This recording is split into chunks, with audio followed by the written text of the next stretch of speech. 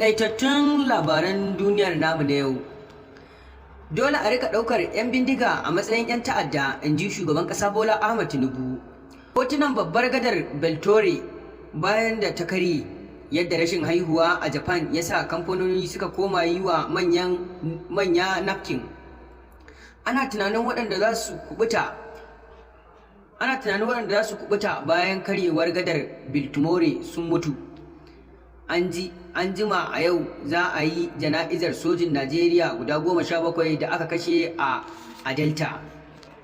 An umarci ma'aikatan gwamnatin su rika motsa jiki duk mako a Uganda. An ɗaure ɗan tsohon shugaban Guinea Bishwa a Amurka saboda safarar ƙwaya. An gano rumbun bayanan jirgin da ya rusa gadar Victoria. To ga kuma cikakkun labaran. Shugaban ƙasa Bola Ahmed Tinubu ya bayyana cewa ya zama dole a rika ɗaukar mutanen da ke da hannu a aikata miyagun laifuka a matsayin 'yan ta'adda. Shugaban ya bayyana hakan ne ranar Talata a taron buɗe baki tare da ma'aikatan shari'a na gwamnatin tarayya bisa jagorancin alƙalin alƙalai na ƙasa mai shari'a Olukoyede Oduodo. Da yake nanata ƙudurin gwamnatin na murƙushe 'yan bindiga, shugaban ƙasa Bola Ahmed Tinubu ya ce waɗanda suka sace yara matsorata ne da ba za su iya gaba da gaba da sojojin Najeriya ba. Dole ne mu ayyana musu garkuwa a matsayin 'yan ta'adda, in ji shugaban ƙasar, kamar yadda sanarwar da kakakin Ajuri Nagilele Tuworoto. Najeriya dai tana fama da ƙaruruwan matsalolin tsaro. Yankin arewa maso yammaci da arewacin maso gabashi sun yi fama da ƙaruwar sace-sacen mutane da hare-hare 'yan bindiga a shekaru 10 da suka gabata. Gwamnatin Tinubu ta bayyana cewa ba za ta tattauna da 'yan bindiga ba, duk da yadda suka mayar da sace mutane don kuɗin fansa a matsayin wanda hanyar samun kuɗinsu, inda suka je garkuwa da ɗalibai da jama'a. Hari na bayan nan shine sace ɗalibai guda 137 daga Kuriga a jihar Kaduna. Maris, watan da suka sace ɗaruruwan mutane a Najeriya. Me ake nufi idan sananka ya fito a jerin masu tallafi wa adin? Gwamnan Kano zai ci gaba wa niyyatar jihar Naira 500,000. Gwamnan Kano Abba Kabir Yusuf ya sanar da amincewa da tallafin Naira 500,000 ga maniyyata haji bana da suka fita daga jihar a wani yunkurin na rage musu raɗaɗin ƙarin kuɗin kujerar haji da hukumar kula da aikin haji ta Najeriya ta yi.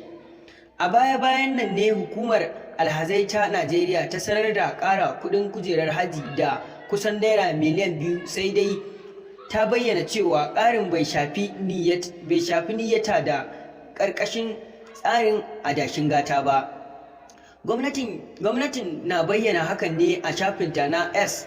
A yanzu duk maniyyata daga jihar Kano wanda baya tsarin adashin gata zai yi ƙarin Naira miliyan 1.400 a maimakon sama da Naira miliyan 1.900. Ya ce duk maniyyatan da ya yi rijista kuma ya biya kafin alƙalamin Naira miliyan 4.700 da Naira miliyan 4.500, hukumar alhazai ta jiha a yanzu zai biya Naira miliyan 1.400 a maimakon Naira miliyan 1.900. To sai dai sanarwa gwamnan ba ta fayyace ko tallafin zai kasance ga dukkanin maniyyatan jihar ba ne ko kuma waɗanda ba za su iya yin cikon ba.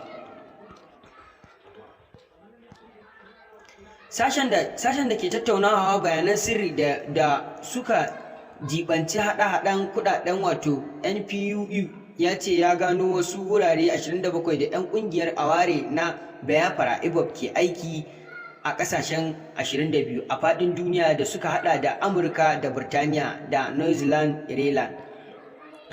Sashen NPIU, kamar yadda jaridar Punch ya ce, Amurka na Birtaniya na suka kasance wurin da 'yan tayar da ƙayar bayar suka fi yin dandazo. Waɗannan bayanai dai da ɗauke ne a cikin wata takarda da ke ɗauke da bayanan ƙungiyoyin barayin daji da 'yan ƙungiyar aware ta IPOB da sauran ƙungiyoyin ta'addanci a cikin gida da wajen Najeriya da ke tattara kuɗaɗe daga wurare da dama. A shekarar 2027 ne dai gwamnatin tarayya ta ayyana ƙungiyar IPOB a matsayin ta'addanci, inda kuma a yanzu haka ake tsare da tuhumar shi bisa laifin ta'addanci. An gano rumbun bayanan jirgin da ya rusa gadar Victoria. Ƙwararrun masana da ke gudanar da bincike sun gano rumbun bayanan jirgin nan da ya yi karo da babbar gadar Victoria, kamar yadda masu bincike suka shaidawa kafar yada labarai ta CBS. Hukumar kula da harkokin sufuri ta Amurka ta tabbatar da gano rumbun bayanan daga jirgin na Dali. An ɗaure ɗan tsohon shugaban Guinea Bissau Amurka saboda safarar ƙwaya.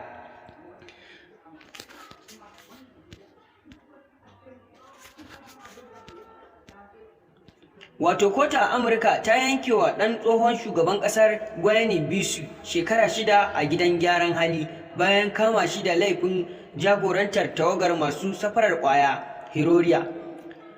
Mahukunta sun ce Malam Bachel Sanha, ƙarami mai shekara 52, ya shirya amfani da kuɗaɗen da ya samu daga harkar ƙwayar domin cimma ƙudurinsa na zama shugaban ƙasar ta hanyar yin juyin mulki.